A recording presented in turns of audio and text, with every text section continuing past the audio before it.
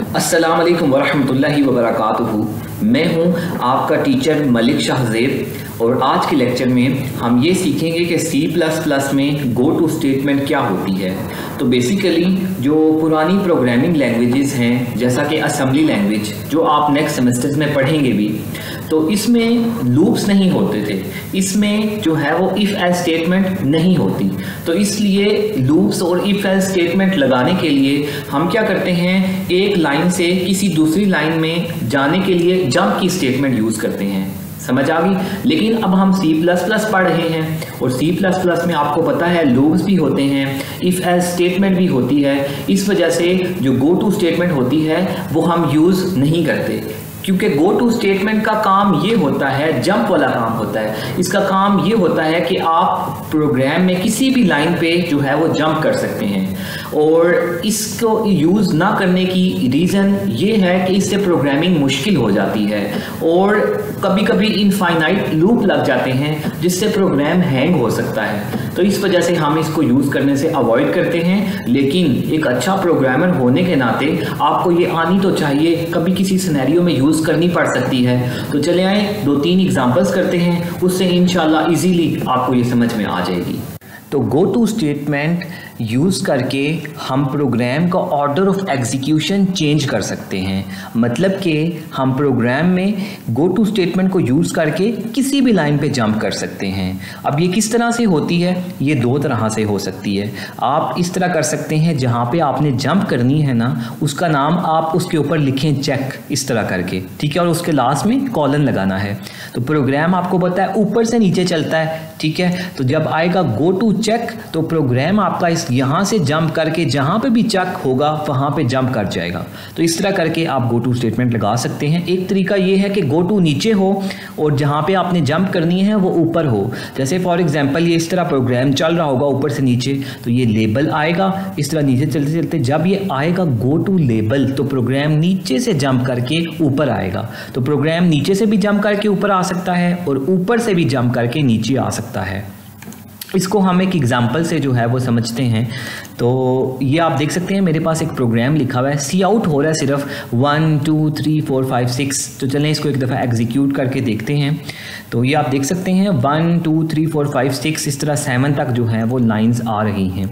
अब ये इस तरह से चल रहा है। तो मैं क्या करता हूँ, मैं ये चाहता हूँ लेट्स सपोज 1 ये लाइन चले ना, इसके बाद मेरा प्रोग्राम जो है वो कहीं और जो है वो जंप कर जाए। तो मैं क्या करूँगा, मैं सिंपल यहाँ पे लिखूँगा गो टू, ठीक है, और यहाँ पे लिख दूँगा जंप और लास्ट में सेमीकोलन, ठीक है।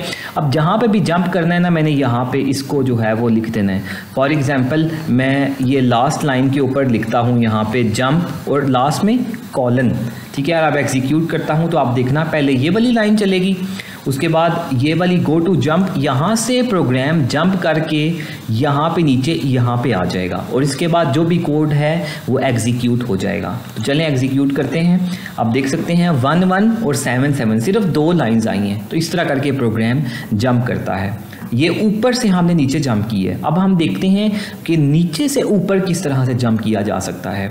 तो फॉर एग्जांपल मैं यहाँ से इस जंप को उठाता हूँ, ठीक है, और यहाँ से मैं इसको यहाँ पे जंप ले लेता हूँ और नीचे से जो है वो मैं इसको उठा के तो यहाँ पे मैं गो टू जंप कर लेता हूँ। अब क्या होगा, अब बेसिकली ये 1 होगा, उसके बाद जंप की स्टेटमेंट आएगी, ठीक है, उसके बाद 2 2 3 4 5 6 7, उसके बाद ये होगा गो टू जंप। मतलब 7 वाली लाइन कभी भी एग्जीक्यूट नहीं होगी, उससे पहले ये आ रहा है गो टू जंप, तो प्रोग्राम यहाँ से जंप करके ऊपर आ जाएगा। फिर 2 3 4 5 6 जो है डिस्प्ले होगा, फिर आप देखिए आ रहा है कि गो टू जंप, तो ये फिर ऊपर आ जाएगा। तो इस तरह करके ये एक लूप लग गया है, समझ आ गई है। ये वाला डिस्प्ले होगा, उसके बाद फिर आप इसका ऑर्डर ऑफ एग्जीक्यूशन मतलब 17 लाइन से 9 लाइन पे दोबारा इसको भेजते जा रहे हो, तो ये एक इनफाइनाइट लूप लग जाएगा। तो इस तरह करके जो है वो इनफाइनाइट लूप भी इस तरह लग जाता है। आप देखें इसको एग्जीक्यूट कर रहा हूँ, आपके सामने देखें आउटपुट आ रही है, वो 2 3 4 5 6 चलता जा रहा है यही वाला बार बार।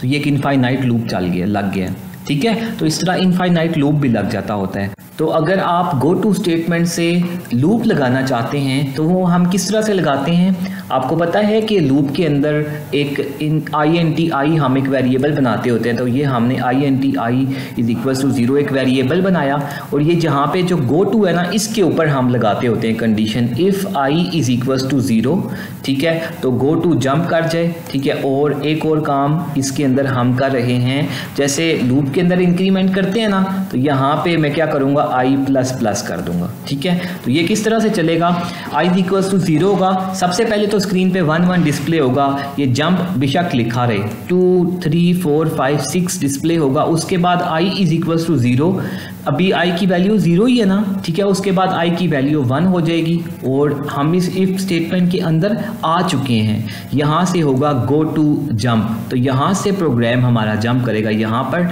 और ये वाला जो सारा कोड है ये चलेगा। उसके बाद I की वैल्यू पहले 1 हो चुकी थी तो ये वाली इफ़ की स्टेटमेंट नहीं चलेगी, तो ये गो की स्टेटमेंट नहीं चलेगी और लास्ट में 7 7 एक दफ़ा आ जाएगा। तो चलें इसको एग्जीक्यूट करके देखते हैं। आप देखना सिर्फ 2 दफ़ा ये वाला जो है डिस्प्ले होगा, देखें 1, उसके बाद 2 2 4 4 5 6 तक और उसके बाद 2 से लेके 6 तक दोबारा ये लूप चला और ये फिर लास्ट में 7 7। तो अगर आप इसको ज़्यादा दफ़ा चलाना चाहते हैं तो क्या करेंगे, फिर यहाँ पे 3 कर देंगे, यहाँ पे 5 कर देंगे। तो इस तरह गो टू स्टेटमेंट को यूज़ करके हम प्रोग्राम में किसी भी लाइन पे, जैसे अभी 20 लाइन से 10 लाइन पे जंप कर रहे हैं, किसी भी लाइन पे जंप कर सकते हैं। इस तरह करके हम लूप्स भी जो है वो लगा सकते हैं, लेकिन इस तरह मुश्किल होता है। तो चलें अब हमारे पास ये 4 क्वेश्चंस हैं, इसमें फर्स्ट 2 क्वेश्चंस मैं करूँगा और 3-4 क्वेश्चंस आपने एज अ असाइनमेंट करने हैं।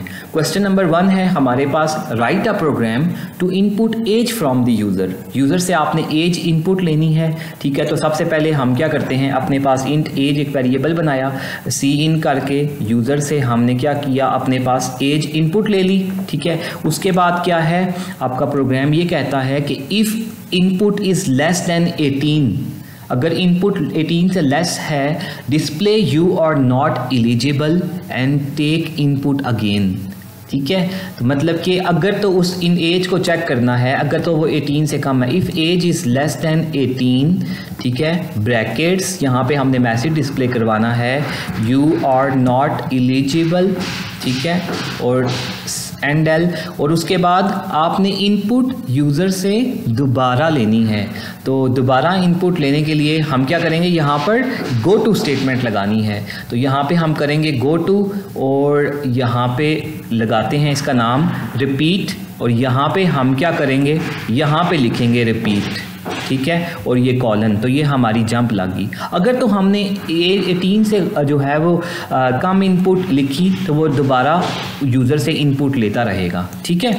तो यहाँ पे हम मैसेज भी डिस्प्ले करवा लेते हैं, सी आउट इंटर एज, ठीक है। इससे जो है वो उसको पता चलेगा कि मैंने एज इनपुट करनी है। और उसके बाद अगर तो ये जो है वो कंडीशन ट्रू हो जाती है तो एल्स लगा के तो हम यहाँ पे सिंपल इसको कर लेंगे यू आर एलिजिबल, ठीक हो गया। तो ये था हमारा जो है वो प्रोग्राम। इसको एक दफ़ा एग्जीक्यूट करके देख लेते हैं कि ये चल रहा है या नहीं। तो ये आप देख सकते हैं वो कह रहा है इंटर एज। अगर तो मैं एज 18 से कम करता हूँ तो वो कहेगा दोबारा इंटर एज। तो 3 प्रेस किया तो देखिए कह रहा है you are not eligible enter age. 5 press करता हूँ you are not eligible enter age. अब मैं 18 से ग्रेटर इंटर कर रहा हूँ, 20 इंटर करता हूँ तो देखें यू आर एलिजिबल और प्रोग्राम हमारा बंद हो गया। तो ये था हमारा पहला जो है वो क्वेश्चन। इसमें क्या करना था, यूज़र से आपने एज इनपुट लेनी थी। अगर तो एज जो है वो 18 से कम है, मैसेज डिस्प्ले करवाना था you are not eligible, input फिर दोबारा लेनी थी गो टू स्टेटमेंट को यूज़ करके। और अगर तो एज 18 से ज़्यादा है तो आपने सिंपल मैसेज डिस्प्ले करवाना था, गो टू स्टेटमेंट यहाँ पे नहीं लिखानी थी, ठीक है। ओके, सेकंड क्वेश्चन है हमारा, write a program to input print numbers from 1 to 5 using go to statement. मतलब 1 से लेके 5 तक आपने जो है वो नंबर्स यूज़र्स स्क्रीन के ऊपर डिस्प्ले करवाने हैं गो टू स्टेटमेंट को यूज़ करके।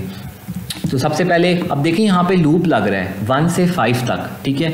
INTI इज इक्वल टू हम 1 कर देते हैं, ठीक है। और उसके बाद सी आउट एक दफ़ा हम I कर लेंगे, ठीक है। पहली दफ़ा तो पहला नंबर 1 तो स्क्रीन पर डिस्प्ले हो जाएगा, ठीक है। उसके बाद हम जो है वो क्या करेंगे, यहाँ पे करेंगे एक कंडीशन लगाएंगे, if i is less then 5 तो आप क्या करो i प्लस प्लस कर दो, ठीक है, और यहाँ पे हम ब्रैकेट्स लगा लेंगे, ठीक है, ओके। तो अगर तो i जो है वो 5 से कम है तो i में एक इंक्रीमेंट कर लेंगे, ठीक है, और उसके बाद आपने यहाँ पे ऊपर चला जाना है, दोबारा इस नंबर को डिस्प्ले करवाना है, तो हम करेंगे गो टू प्रिंट, ठीक है, सेमी कॉलन, और यहाँ पे हम लगा लेते हैं प्रिंट कॉलन करके।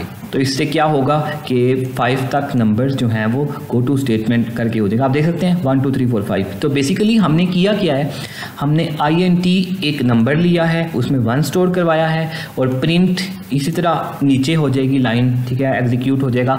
अब सी आउट सबसे पहले 1 डिस्प्ले होगा, उसके बाद कंडीशन हम चेक करें कि अगर तो i की वैल्यू 5 से कम है तो उसमें एक ऐड कर दो, तो अब i की वैल्यू 2 हो गई है, और फिर गो टू प्रिंट मतलब दोबारा वो यहाँ पर आएगा और स्क्रीन पर 2 डिस्प्ले हो जाएगा।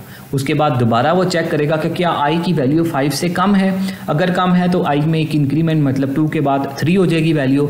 गो टू प्रिंट क्या करेगा, यहाँ से प्रोग्राम जंप करके प्रिंट पर आएगा, और ये सी आउट मतलब i की वैल्यू 3 प्रिंट हो जाएगी। इसी तरह 4 के लिए भी और 5 के लिए भी यहाँ से प्रोग्राम जब होगा। अब जब i की वैल्यू 5 के बाद 6 हो जाएगी तो ये कंडीशन हमारी हो जाएगी फॉल्स, तो ये जो गो टू प्रिंट है ये एग्जीक्यूट नहीं होगा, जंप नहीं होगी, और प्रोग्राम जो है वो हमारा एंड हो जाएगा। तो इस तरह करके गो टू स्टेटमेंट्स को यूज़ करके हम जो है वो लूप्स भी लगा सकते हैं, और हम किसी भी और लाइन पे अगर हमें जंप करना है प्रोग्राम की तो हम इससे जंप कर सकते हैं। अब जो 3 और 4 क्वेश्चन हैं ये आपने डिस्प्ले करने, आपने खुद से सॉल्व करने हैं। मैं आपको हिंट दे देता हूँ, राइट अ प्रोग्राम, अपने एक प्रोग्राम लिखना है जिसमें यूज़र से आपने एक नंबर इनपुट लेना है और चेक करना है कि क्या वो नंबर इवन है या ऑड है, ठीक है, गो टू स्टेटमेंट यूज़ करके। इसमें जो है वो ऐसा नहीं होना चाहिए कि अगर आपने 4 प्रेस किया है तो स्क्रीन पर आए यू इंटर्ड इवन नंबर